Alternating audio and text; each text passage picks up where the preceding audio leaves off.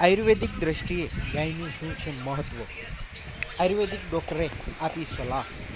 આપણી સંસ્કૃતિમાં ગાયના દૂધનો ઋષિમુનિઓ દ્વારા ઉલ્લેખ કરવામાં આવ્યો છે અને ઔષધિની અને આયુર્વેદિક દ્રષ્ટિએ ખૂબ જ અગત્યનું ગાયનું દૂધ સ્થાન ધરાવે છે.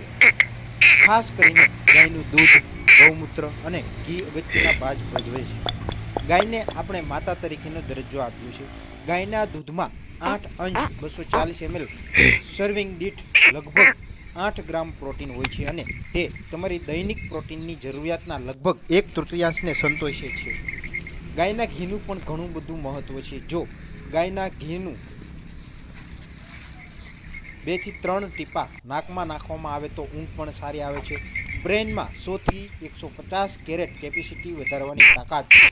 તે કેલ્શિયમનો એક મહાન સ્ત્રોત પણ છે કારણ કે વાણિજ્ય રીતે વેચાયેલ દૂધ સામાન્ય રીતે વિટામિન ડી સાથે મજબૂત હોય છે, જે કેલ્શિયમના શોષણમાં મદદ કરતું હોય છે અને તેને સારી રીતે ખોરાકનો સ્ત્રોત બનાવે છે. આ સંપૂર્ણ ગાયની આયુર્વેદિક દ્રષ્ટિએ શું ઉપયોગ થાય છે તેની જાણકારી આયુર્વેદિક ધામના ડૉક્ટર મહેન્દ્રભાઈ સરવૈયાએ આપી છે. મહાભારતમાં ભીષ્મ પિતામહ ભીષ્મકર્મનો આ એક શ્લોક છે, યશ્ય ગૌરૂપમ તસ્ય વિશ્વરૂપમ. જેવી ગાયની પરિસ્થિતિ છે, વિશ્વની પરિસ્થિતિ છે. ભારતનો સૌથી મુખ્ય આધારસ્તંભ છે એગ્રીકલ્ચર અને હેલ્થ.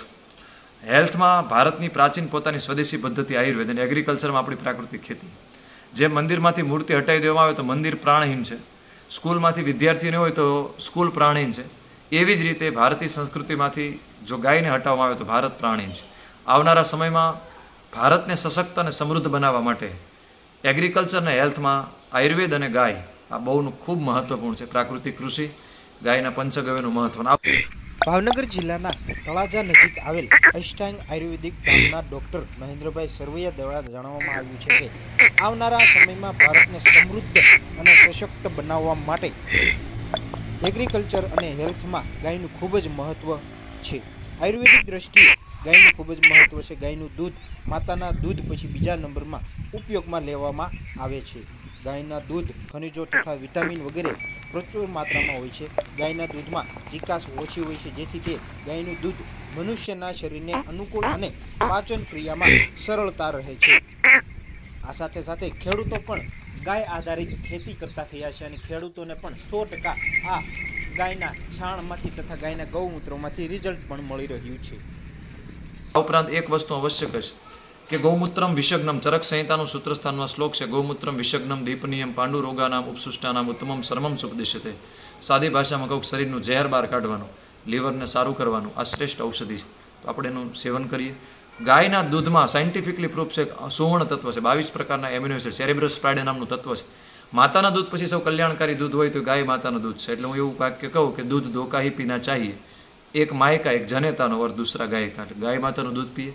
ગાયના ઘીનું નશ્ય અત્યારે સ્ટ્રેસ, ટેન્શન, તણાવ બહુ જ મોટી ફેલાઈ રહ્યું છે. ત્યારે આપ જેટલા લોકો સાંભળો ખાલી એકવાર પ્રયોગ કરી જો કે ગાયનું શુદ્ધ ઘીના નાકમાં 3 થી 5 ટીપા સવાર સાંજ તમે નાખો એટલે એકદમ સરસ ઊંઘ આવશે.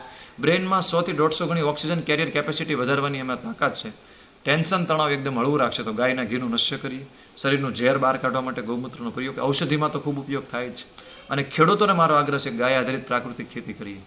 તો ગાય, આયુર્વેદ આ બધી વસ્તુ ભારતીય સંસ્કૃતિ આપણે આપણા પરિવારને આવનારા ભવિષ્યને વિશ્વને બચાવવા માટે અત્યંત આવશ્યક છે અને જરૂરી છે.